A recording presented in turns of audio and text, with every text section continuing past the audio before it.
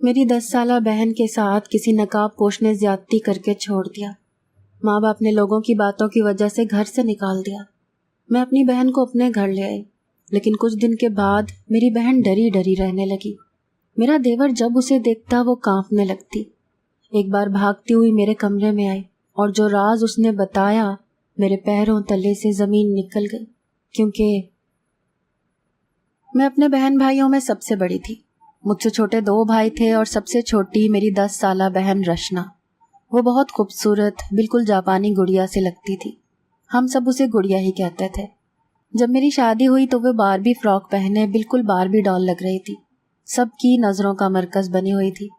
میری بہن کی آنکھیں ہیزل گرین کلر کی تھی، دودیا رنگت تھی اور براؤن بال۔ 10 سال کی عمر میں بھی وہ اتنی حسین تھی کہ جو اسے دیکھتا اپنی آنکھیں جھپکنا بھول جاتا تھا۔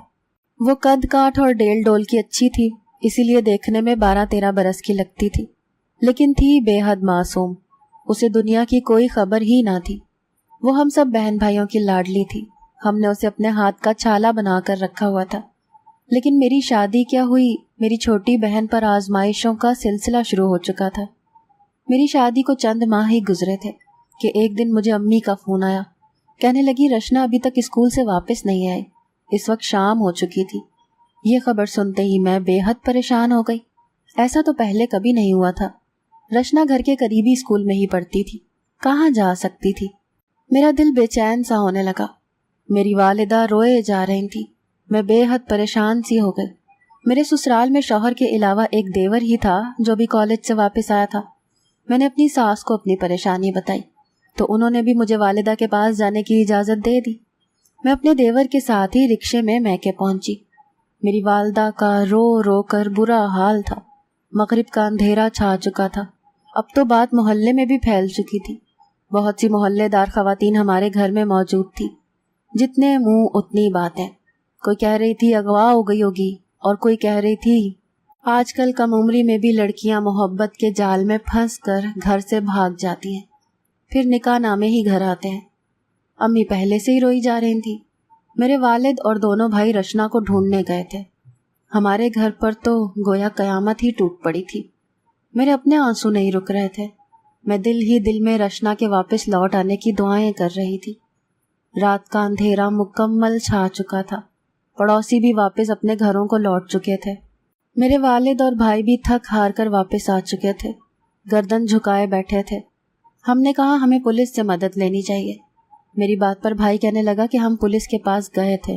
ان کا کہنا ہے کہ اکثر لڑکیاں خود گھروں سے بھاگ جاتی ہیں، نکاح کر لیتی ہیں اور دوڑیں ہم پولیس والوں کی لگ جاتی ہیں۔ میں نے کہا وہ پولیس والا کیا پاگل ہے؟ رشنا تو ابھی صرف 11 سال کی ہے۔ میری بات سن کر میرا دوسرا بھائی غصے سے کہنے لگا آج کل عمر کی قید نہیں ہوتی۔ ہم نے خود اسکول کی فوٹیج کیمرہ میں دیکھا ہے۔ اسکول سے کچھ دور ایک بائک کھڑی تھی، وہ خود ایک بائک والے کے ساتھ بیٹھی تھی، لیکن وہ ایسی جگہ تھی جہاں کیمرے کی آخری حد تھی، اسی لیے ٹھیک سے کچھ بھی نشاندہی نہیں ہو رہی تھی کہ وہ کس کے ساتھ گئی تھی۔ لیکن یہ سب نے دیکھا ہے کہ وہ اپنی مرضی سے ایک بائک پر بیٹھ کر گئی تھی۔ اس خبر نے تو ایک طوفان سا برپا کر دیا تھا۔ سب کو لگ رہا تھا کہ رشنا خود کسی لڑکے کے ساتھ بیٹھی دیکھی گئی ہے، اسی لیے گھر سے بھاگ گئی ہے۔ لیکن میرا دل اس بات پر نہیں مان رہا تھا۔ وہ تو بے حد معصوم سی تھی۔ اس نے تو آج تک مجھ سے کبھی کوئی ایسا ذکر نہیں کیا تھا۔ وہ مجھ سے کچھ بھی نہیں چھپاتی تھی۔ پھر 10-11 سالہ بچی ایسا کیسے کر سکتی تھی؟ ہم سب کی وہ رات کربناک گزری تھی۔ ایک رات ہی کافی ہوتی ہے ایک لڑکی کی بدنامی کا سبب بننے کے لیے، چاہے وہ عمر کے جس مرضی حصے میں ہو۔ رات بھر میرے شوہر کی بھی مجھے فون آتے رہے، کہنے لگے کہ وہ جب آفس سے لوٹ کر آئے ہیں بخار میں مبتلا ہیں، اسی لیے میرے پاس نہیں آ سکے۔ لیکن وہ مجھ سے بار بار گڑیا کا پوچھ رہے تھے کہ وہ گھر پہنچی کہ نہیں۔ صبح ہوتے ہی وہ بھی وہاں پہنچ گئے۔ انہیں بہت تیز بخار تھا۔ اس کے باوجود وہ میرے بھائیوں سے کہنے لگے کہ ہمیں یوں ہاتھ پر ہاتھ دھرے نہیں بیٹھنا چاہیے، اپنی بچی کے لیے کوشش کرنی چاہیے۔ لیکن میرے باپ بھائی بس اس ویڈیو کو دیکھ کر ہی اس بات پر یقین کر بیٹھے تھے کہ گڑیا اپنی رضامندی سے کسی کے ساتھ بھاگی ہے۔ میری والدہ کے آنسو بھی اب خشک ہو گئے تھے۔ دوپہر کے وقت ہماری گلی میں ایک شور سا مچا۔ جب باہر نکل کر دیکھا تو ہوش ہی اڑ گئے۔ سامنے سے رشنا اجڑی بکھری حالت میں روتے ہوئے گھر کی طرف چلی آ رہی تھی۔ اور محلے کی خواتین اس سے طرح طرح کے سوالات پوچھ رہی تھیں، لیکن وہ چپ تھی۔ میں بھاگ کر اپنی بہن کے پاس پہنچ گئی، اسے سینے سے لگایا تو وہ پھوٹ پھوٹ کر رونے لگی۔ میں اسے جیسے ہی گھر کے اندر لائی، اسے دیکھ کر میرے والد اور بھائی اشتعال میں آ گئے، کہنے لگے یہ ہماری عزت کا جنازہ نکال کر واپس لوٹی ہے، اسی لیے ہم اسے کسی بھی صورت اپنے گھر پر نہیں رہنے دیں گے۔ میری والدہ جو کل تک گڑیا کے لیے کسی ماہی بیاب کی طرح سے تڑپ رہی تھی، اس وقت اسے تنفر سے دیکھ رہی تھی۔ میرے بھائی اور والد گڑیا کو دیکھتے ہی اس کے پاس آئے اور پوچھنے لگے کہ بتا کون تھا وہ موٹر سائیکل والا، تو کیوں اس کے ساتھ بیٹھ کر گئی تھی؟ عجیب بات یہ تھی کہ وہ چپ تھی، کچھ نہیں بولی، اور اس کی چپ نے جیسے اسے مجرم بنا دیا تھا۔ وہ کوئی جواب نہیں دے رہی تھی۔ میں نے بھی گڑیا سے کئی بار کہا کہ وہ سب کچھ بتا دے، کسی سے نہ ڈرے، بتائے کہ وہ موٹر سائیکل والا کون تھا، لیکن اس نے کوئی جواب نہیں دیا، بس ڈری سہمی آنسو بہائے جا رہی تھی۔ میرے والد نے اسے بازو سے پکڑا اور گھر سے باہر دھکا دے دیا۔ وہ گلی میں جا کر گری تھی۔ کہنے لگے جس کے ساتھ چل کر گئی تھی اسی کے ساتھ آج بھی دفع ہو جا ہمارے گھر سے، تمہارے لیے اس گھر میں کوئی جگہ نہیں ہے۔ یہ کہہ کر میرے والد نے دروازہ بند کر دیا۔ میں نے بہت کہا کہ ابا یہ آپ کیا کر رہے ہیں، گڑیا کہاں جائے گی؟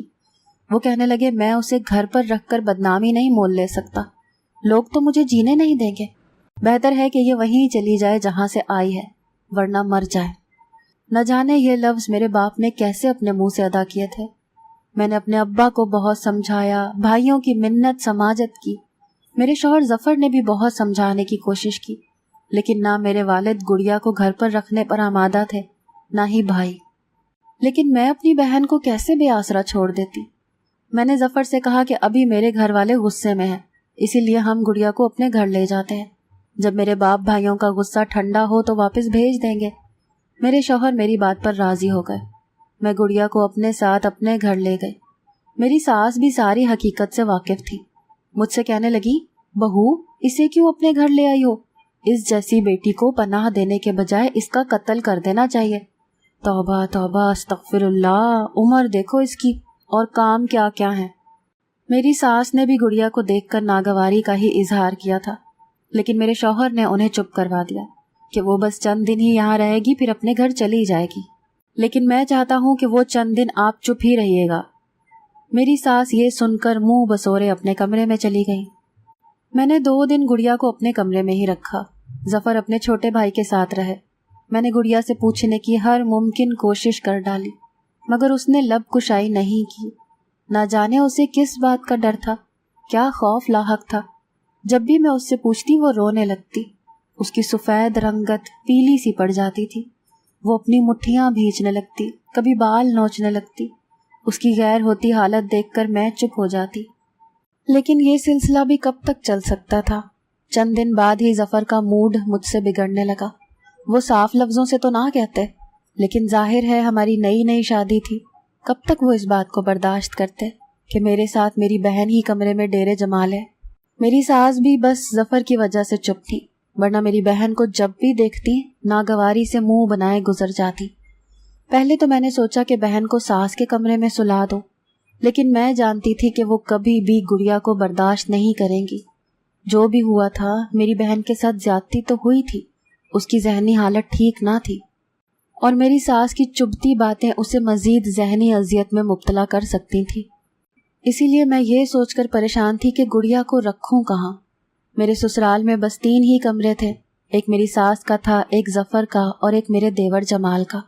وہ 18 سالہ لڑکا تھا، کالج میں پڑھتا تھا۔ اس کے علاوہ گھر میں بس ایک اسٹور روم تھا جہاں گھر کا فالتو سامان رکھا تھا۔ میں گڑیا کو وہاں کیسے رکھ سکتی تھی؟ جب سے میں اسے اپنے ساتھ اپنے گھر لائی تھی وہ پل پل میرے ساتھ ہی رہتی تھی، ایک لمحہ بھی مجھ سے دور ہونے کو تیار نہ تھی۔ جب میں یہ تک نہیں جانتی تھی کہ وہ الگ جگہ سونے کو بھی تیار ہوگی کہ نہیں۔ کچھ دن اسی ششو پنج میں گزر گئے، لیکن اس کے بعد تو ظفر نے ایک دن مجھ سے صاف کہہ دیا کہ اپنے گھر والوں سے بات کرو، گڑیا کب تک یہاں رہ سکتی ہے۔ میں نے اپنی اماں سے بس چند دن کا ہی کہا تھا، وہ روز مجھ سے پوچھتی ہیں کہ بہو کی بہن اپنے گھر واپس کب جائے گی۔ میں نے سوچا تھا کہ شاید ابا اور بھائیوں کا غصہ کچھ کم ہوا ہو تو میں ان سے بات کروں کہ گڑیا کو وہ اپنے پاس بلا لے، لیکن جیسے ہی میں یہ بات اپنی والدہ سے کہی، انہوں نے کہا کہ زہر دے کر مار ڈال گڑیا کو، ورنہ تیرے باپ بھائی اس کا گلا گھونٹ کر مار ڈالیں گے۔ یہ کہہ کر امی نے فون بند کر دیا۔ میں بے حد پریشان تھی کہ کیا کروں، کیسے اپنی بہن کو بے آسرا چھوڑوں، لیکن میں کرتی بھی کیا۔ ایک دن میں نے اسٹور روم کا جائزہ لیا۔ وہ کافی چھوٹا سا کمرہ تھا۔ میں نے اپنے دیور کو اپنے ساتھ لگایا اور فالتو کا کاٹ کباڑ باہر پھینکوا دیا۔ کمرے میں زمین پر ہی ایک بستر بھی بچھا دیا۔ میرا دیور مجھ سے پوچھنے لگا کہ بھابھی یہ سب آپ کس کے لیے کر رہے ہیں؟ میں نے کہا گڑیا اب یہیں رہے گی۔ میری بات سن کر کچھ دیر تو وہ چپ رہا، پھر کہنے لگا آپ اپنی بہن کو میرا کمرہ دے دیں، اسٹور روم میں گزارا کر لوں گا، جب وہ اپنے گھر چلی جائے گی تو پھر میں۔ اس نے ابھی یہیں تک بات کی تھی کہ میری سسکیاں شروع ہو چکی تھیں۔ میں کب سے ضبط باندھے ہوئے تھی۔ مجھے روتا دیکھ کر جمال بھی پریشان ہو گیا۔ میں نے کہا کہ اس کا میرے گھر کے علاوہ کوئی ٹھکانہ نہیں، میرے باپ اور بھائی اس کی شکل بھی دیکھنا نہیں چاہتے، اگر وہ واپس گئی تو اسے جان سے مار ڈالیں گے۔ تم اپنے کمرے میں ہی رہو، ورنہ اماں جی مجھے باتیں سنائیں گی۔ میری بات سن کر وہ مجھ سے کہنے لگا کہ آپ روئیں مت، جو آپ کو ٹھیک لگتا ہے وہی کر لیں۔ میں نے رات تک اسٹور روم کو ہی ایک کمرے کی شکل دے دی تھی، لیکن جب رات کو میں نے گڑیا سے وہاں سونے کے لیے کہا تو وہ رونے لگی، میرے گلے لگ کر مجھے بھینچ کر کہنے لگی اپیا مجھے اکیلا مت چھوڑو، وہ مجھے مار ڈالے گا۔ یہ پہلا جملہ میں نے گڑیا سے اس شخص کے بارے میں سنا تھا، ورنہ وہ کچھ بھی نہیں کہتی تھی۔ میں نے کہا کون مار ڈالے گا؟ تو وہ رونے لگی، کہنے لگی وہی، وہ اچھا انسان نہیں ہے، وہ مجھے نہیں چھوڑے گا۔ میں نے کہا مجھے بتاؤ وہ کون ہے، میں اسے نہیں چھوڑوں گی، جس نے میری معصوم بہن کی زندگی کو برباد کر ڈالا۔ میں نے گڑیا کو خود سے جدا کیا اور اس کے آنسو پونچھ کر پوچھنے لگی۔ وہ جیسے ہی کچھ کہنے لگی، ظفر آفس سے واپس آ چکے تھے۔ گڑیا ظفر کو دیکھتے ہی چپ سی ہو گئی، پھر فوراً سے میرے کمرے سے چلی گئی۔ ظفر مجھے دیکھ کر کہنے لگے تم نے اپنے گھر والوں سے بات کی؟ میں نے انہیں وہ سب کچھ بتا دیا جو میری والدہ نے کہا تھا، پھر یہ بھی کہہ دیا کہ گڑیا آج کے بعد اسٹور روم میں رہ لیا کرے گی۔ میری یہ بات سن کر ظفر کے تنے ہوئے چہرے پر کچھ نرمی آئی۔ کہنے لگے ٹھیک ہے، بلکہ میں اسے ایک کمرے کی طرح ہی بنا دیتا ہوں، یہاں ایک سنگل بیڈ آ سکتا ہے۔ وہ اسٹور روم کا جائزہ لیتے ہوئے بولے۔ میں بڑی مشکل سے گڑیا کو اسٹور روم میں سونے پر آمادہ کیا تھا۔ میں نے اسے کہا کہ وہ اپنا کمرہ اندر سے لاک رکھے، جب تک میں نہ کہوں وہ دروازہ نہ کھولے۔ بڑی مشکل سے وہ میری بات سمجھی تھی، لیکن اس وقت بے حد خوف زدہ تھی، لیکن میری بات مان گئی تھی۔ اس نے اسٹور میں جا کر اپنا کمرہ بند کر لیا۔ میں اپنے کمرے میں آ گئی۔ ظفر کا موڈ آج بہت اچھا تھا۔ مجھ سے کہنے لگے وہ کچھ ہی دن میں اسٹور کو کمرے کی طرح سے سیٹ کروا دیں گے۔ پھر یہی ہوا، اسٹور روم کو ایک کمرے کی شکل دے دی گئی تھی۔ گڑیا وہیں رہنے لگی، لیکن رہتی چپ چپ سی تھی۔ جب بھی ظفر گھر آتے گڑیا کی رنگت اڑنے لگتی، وہ فوراً سے اپنے کمرے میں چلی جاتی، کھانا بھی وہیں کھاتی، کمرے سے باہر تک نہ نکلتی۔ یہی رویہ اس کا جمال کے لیے بھی تھا، وہ جمال کو دیکھ کر بھی اپنے کمرے میں چلی جاتی تھی۔ مجھے لگا شاید اس حادثے نے گڑیا کے دل میں ہر مرد کے لیے خوف پیدا کر دیا ہے، لیکن ایک بار جو کچھ میں نے دیکھا اس نے مجھے دنگ سا کر دیا تھا۔ ایک بار میں صبح دیر سے اٹھی تھی کیونکہ چھٹی کا دن تھا، لیکن جیسے ہی میں اپنے کمرے سے باہر آئی مجھے کچن میں سرگوشیوں کی آوازیں آنے لگی۔ جب میں کچن میں گئی تو جمال ناشتہ بنا رہا تھا، گڑیا بھی وہیں ڈری سہمی ایک کونے میں کھڑی تھی۔ وہ اسی سے باتیں کر رہا تھا، بلکہ اس سے پوچھ رہا تھا کہ وہ انڈا فرائی کھائے گی یا بوائل۔ وہ گڑیا سے بہت نرمی سے بات کر رہا تھا، لیکن وہ ڈری سہمی کھڑی تھی۔ مجھے دیکھ کر میرے پاس آ گئی۔ جمال نے پلٹ کر مجھے کچن کے دروازے کے پاس دیکھا تو مسکرانے لگا، کہنے لگا آپ کی بہن کو بھوک لگی تھی، کب سے آپ کے کمرے کے باہر بیٹھی تھی۔ میں نے کہا بھابھی سنڈے کو دیر سے اٹھتی ہیں، وہ مجھے بتا دے کہ کیا کھائے گی، لیکن یہ تو کچھ بولتی نہیں ہے، کب سے پوچھ رہا ہوں کیا ناشتہ کرو گی۔ وہ بہت عام سے انداز میں بات کر رہا تھا، لیکن گڑیا میرے ساتھ لگی لرز رہی تھی۔ میں نے کہا جمال تم گڑیا سے دور رہا کرو۔ میری بات سن کر جمال نے مجھے برجستہ بڑی حیرت سے دیکھا، کہنے لگا بھابھی آپ مجھ پر شک کر رہی ہیں؟ میں نے کہا نہیں، لیکن اگر اماں جی نے تمہیں یوں گڑیا سے بات چیت کرتے دیکھ لیا تو میری بہن کا یہ در بھی بند ہو جائے گا۔ یہ کہہ کر میں گڑیا کو واپس اس کے کمرے میں لے گئی، اسے کہا کہ تم یہاں بیٹھو۔ پھر میں واپس کچن میں آ گئی۔ جمال اب بھی وہیں کھڑا تھا، مجھے دیکھ کر اپنا ناشتہ لے کر باہر نکل گیا۔ لیکن نہ جانے کیسا شخص تھا، اس نے گڑیا سے بات چیت کرنا نہیں چھوڑی تھی۔ جب بھی موقع دیکھتا گڑیا سے ادھر ادھر کی باتیں کرنے لگتا، کبھی بازار سے اس کے لیے چاکلیٹ لے آتا۔ وہ اسے دیکھتے ہی ڈر کر اپنے کمرے میں چلی جاتی۔ بات یہیں تک نہیں تھی، ایک دن تو جو بات جمال نے کھانے کے دوران ہم سب سے کی، اسے سن کر ہم سب نے اپنا کھانا پینا بھی بھول گئے۔ وہ اماں جی سے کہنے لگا کہ وہ گڑیا سے نکاح کرنا چاہتا ہے۔ اس بات نے ایک طوفان سا کھڑا کر دیا۔ میری ساس جو اب تک شاید ظفر کی وجہ سے چپ تھی، اب پھٹ پڑی، کہنے لگی ابھی کے ابھی اس لڑکی کو باہر نکالو، اس کمینی نے نہ جانے اتنی سی عمر میں کس کس کے ساتھ منہ کالا کیا ہے، اور اب میرے بیٹے پر ڈورے ڈال رہی ہے۔ میری ساس تو غصے سے آگ بگولا ہو چکی تھی۔ میں تو یہ سن کر سانس لینا ہی بھول گئی تھی۔ جمال کو سوجی کیا تھی ایسی بات منہ سے نکالنے کی؟ شاید اس نے میری اس دن کی بات کا بدلہ لینے کے لیے یہ سب کچھ کیا تھا۔ اسے میرا منع کرنا برا لگ گیا تھا، تبھی اس نے یہ نکاح کا شوشہ چھوڑا تھا۔ جانتا تھا کہ یہ سن کر گڑیا کو میری ساس دھکے دے کر گھر سے نکال دے گی۔ ظفر بھی یہ سن کر بہت غصے میں تھے۔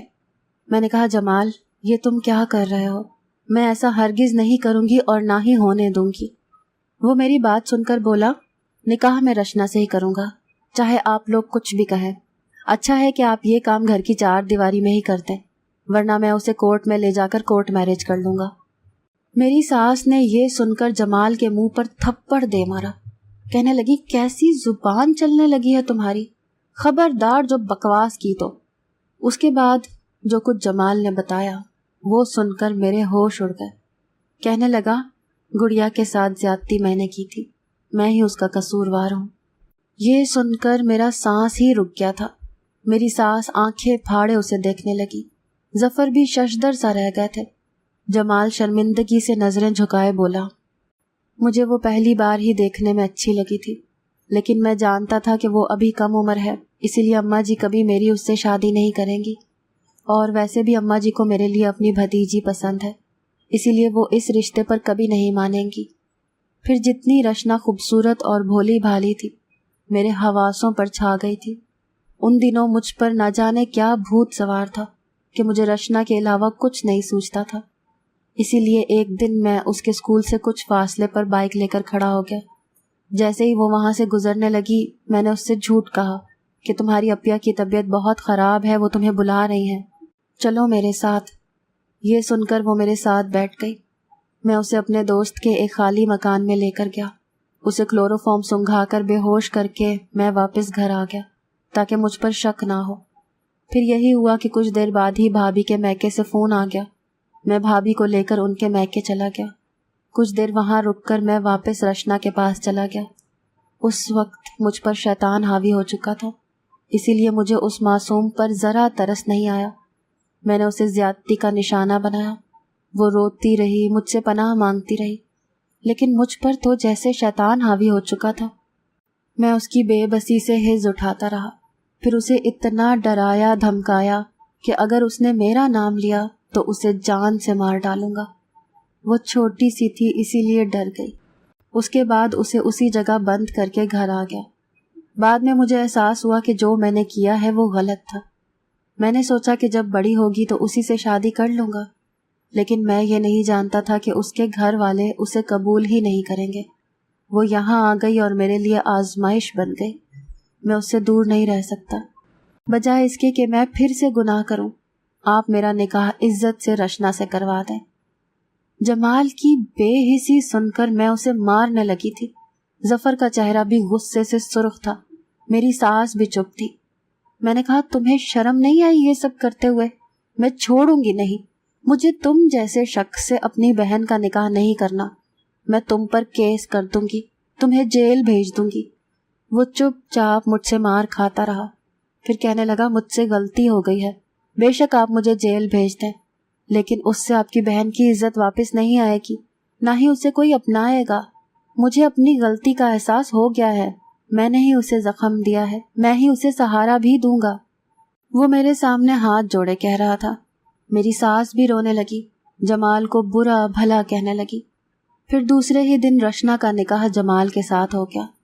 وقت یوں ہی گزرنے لگا، لیکن ایک دن مجھ پر یہ راز بھی کھل گیا۔ جب ایک دن میں بازار سے لوٹی، میری ساس سو رہی تھی، جمال بھی گھر پر نہیں تھا۔ گھر کے مین دروازے کی چابی میرے پاس تھی۔